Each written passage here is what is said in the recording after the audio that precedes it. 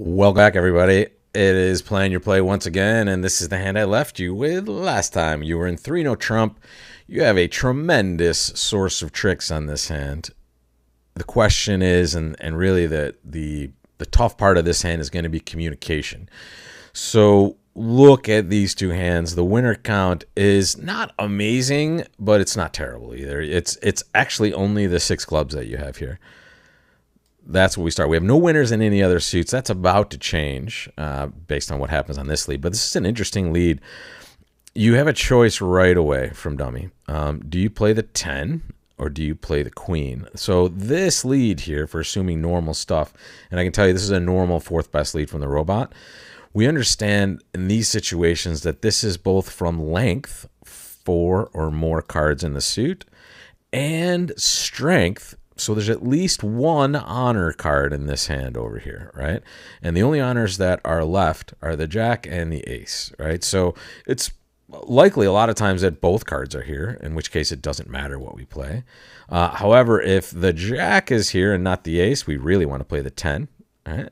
However, if the ace is here and not the jack, it kind of doesn't matter what we do, because if we play the queen, it's going to win, and then the jack can come through the king, right? So here, I'm just going to play the 10 for a number of reasons. This might just win, or this is the second best thing. The ace gets played, and now we went from 6 winners directly to 8.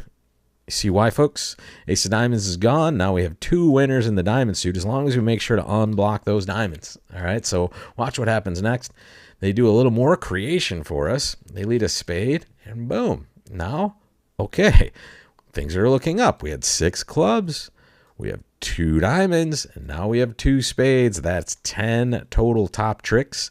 They've already taken 2 already, so we are right to the point where if they take a heart trick, we're going to claim, and if not, we're going to take a bunch of tricks. So watch this, folks. They lead another spade. Make your play. What do you play first from that north hand, folks? You play first.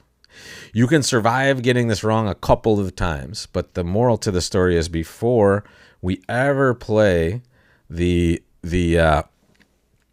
clubs, we're going to want to make sure we unblock diamonds. But here, folks, notice I have lost 2 tricks. And I know I can take 9 right now, 6 clubs, 2 diamonds, and the queen of spades, and get to 10, right? So we could take 10 tricks and hope they get things wrong and pitch things. Or here's what I did, folks.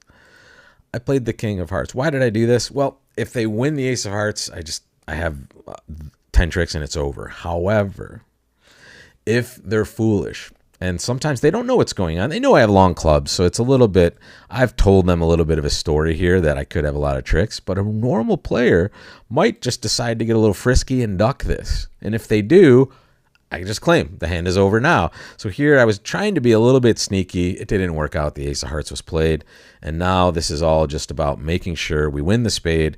We're going to cross to that queen of diamonds first, and then we're going to play all of our clubs, and we have the rest of the tricks. I could have gone a different way here as well, right? Instead of playing the king of hearts, I could have just ripped off all these winners, right, and had this left at the end. Is it going to be hard for the robots to figure out to save the ace of hearts? Probably not, right? However, it might be, and sometimes you might win that way. Here, I would try to sneak, which was all about understanding the winner count, right? If we know how many winners we have, and let me show you right back here. Let's go back to this spot. Yep, sorry, right here. Right when we win this, we kind of know exactly where we are, right? So we know we're not getting any more than 10 unless they let us take an extra heart. Okay, good. That's all just about knowing where you are. Let's take a look at the next chance to excel, which will be where we start our next video. And here it is, stepping down to 1 no trump. The toughest contract in bridge. Actually, I think 2 no trump is the toughest contract in bridge. But 1 no trump, a lot of people struggle with. And this, I hope by the end of this series, you guys really feel like you want to play 1 no trump. That's the way I feel. When I get a chance to play 1 no trump, I'm super happy. Because number 1, I like to play no trump, and number 2, I've played enough of it that I usually have an advantage over the garden variety no trump player. So here we are. We opened 1 no trump. First of all, do you agree with that, folks? Would you rather do something else? And if you would, you can leave that right in the comments there. So make your bid first. Do you agree with the auction? And then secondarily, let's go through the process, folks. Count your winners, see where your extra tricks are going to come from, and let's execute this play here, folks. I'll see you for it next time. And don't forget, plan your play right here. Plan your cruise or your trip with us.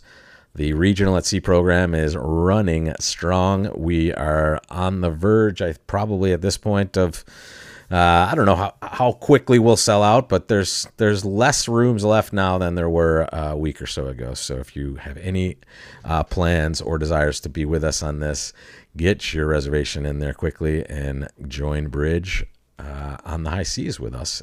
Not only with myself, but Larry Cohen and the rest of the Alice Travel team. We'll see you for this cruise, and we'll see you right back here for the solution to this plan your play problem, folks. See you next time. Take care.